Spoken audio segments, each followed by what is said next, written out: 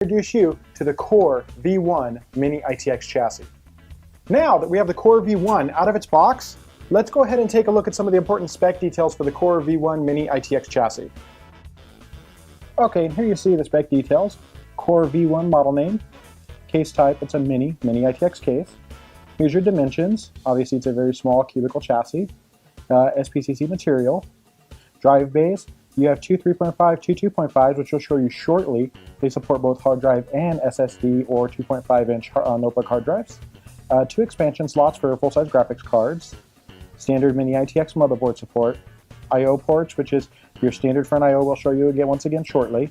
You have the cooling system on the front, which is included, the 200mm fan.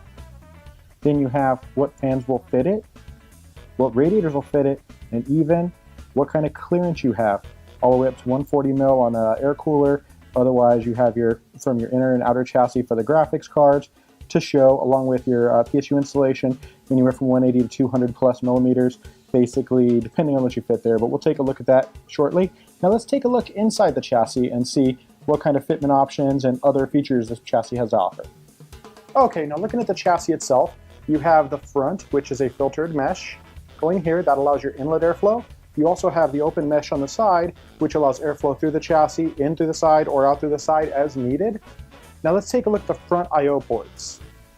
Okay, now here we have the front I/O, starting with your hard drive LED and power LED. Then you have your power button, along with dual super speed USB 3.0, headset and microphone port, and your reset button to round out all of your front panel connectivity.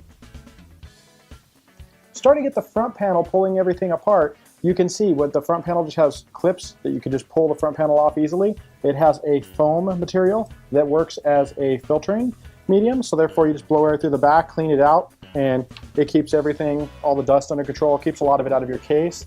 And speaking of airflow, the large 200mm fan, which comes pre-included right on the front, now this can be pulled and replaced for push-pull radiator setups or whatever configuration you prefer for 120 or 140mm.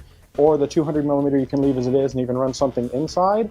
But let's go ahead and we're going to look at that in a moment in the inside. But let's take a look now at the wiring for the front panel and what comes included. The front panel connectivity, you can see here, first of all, you have your front panel power reset, hard drive LED and power LED connectors. You have your internal 20-pin, which is used for your USB 3.0 front ports, or can be converted to USB 2.0 via an adapter, which we also offer, just in case maybe your chip motherboard doesn't offer the newest USB 3.0.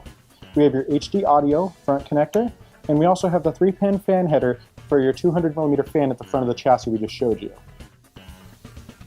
Okay, next up would be the drive mounting in the Core V1. As you can see, both drives are mounted vertically.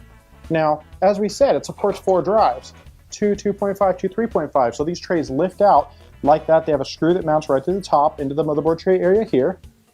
And you can see the 2.5-inch hard drives mount right on the back, or SSDs obviously can mount right here, and your large 3.5 mount here.